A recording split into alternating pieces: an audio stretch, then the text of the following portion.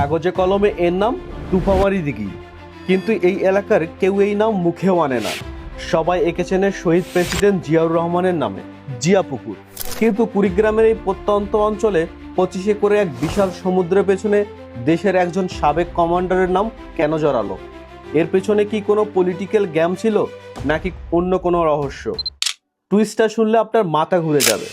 আজ যেখানে থই থই পানি দেখছেন, 50 বছর আগে এখানে কিছুই ছিল না। ছিল শুধু ছোট ছোট কিছু ডোবা।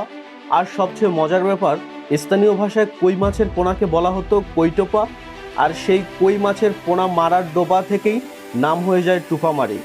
কিন্তু এই কই মাছের ডোবা কিভাবে রাতারাতি সমুদ্র হয়ে গেল?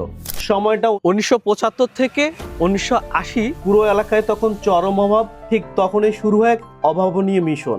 কোনো টাকার বিনিময়ে নয়, স্রেফ কাজের বিনিময়ে খাদ্য। প্রকল্পের এলাকার শত শত মানুষ কোদাল হাতে নেমে পড়ে এই ডোবা এক করতে। কিন্তু আসল ধামাকাটা হয় তখন, যখন স্বয়ং শহীদ প্রেসিডেন্ট জিয়াউর রহমান প্রোটোকল ভেঙে নিজে এসে এই মাটিতে নামে এবং সাধারণ মানুষের সাথে কোদাল হাতে মাটি কাটা শুরু করেন। একজন প্রেসিডেন্ট নিজে মাটি কাটছেন, এই এক দৃশ্য পুরো এলাকার ইতিহাস বদলে দেয় এবং তার স্মৃতিতেই এর নাম হয় জিয়া পুকুর। কুড়িগ্রাম জেলা শহর থেকে মাত্র 10 কিলোমিটার দূরেই এই বিশাল জিয়া পুকুর। আর শুধু একটা জলাশয় নয়, বরং জীবন্ত এক ইতিহাস। লোকে বলে নেতার ছোঁয়ায় মাটিও শোনা হয়। এই পুকুরটা তার সবচেয়ে বড় প্রমাণ।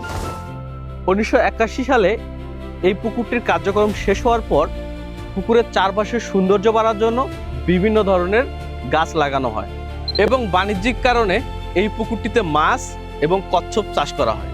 আমরা আসছিলাম জিয়া পুকুর দেখতে, এবং জিয়া পুকুরের সাথে এই পদ্ম ফুলের যে সৌন্দর্য দেখে অবাক হয়ে গেলাম। যেখানে আসলেই মনে হবে সৌন্দর্য মনে হয় ভরে গেছে।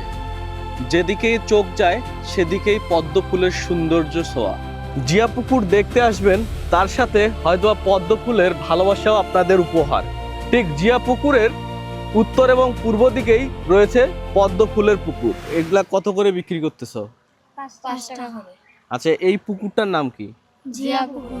সরাসরি কাগজের নাম টুপামারি হলেও মানুষের হৃদয়ে এটা আজীবন জিয়া পুকুরেই থাকবে। আপনার কি মনে হয়? কমেন্টে জানান। আর এমনই সব আনকমন ভিডিওর জন্য এখনই ফলো দিয়ে রাখুন। আসসালামু আলাইকুম।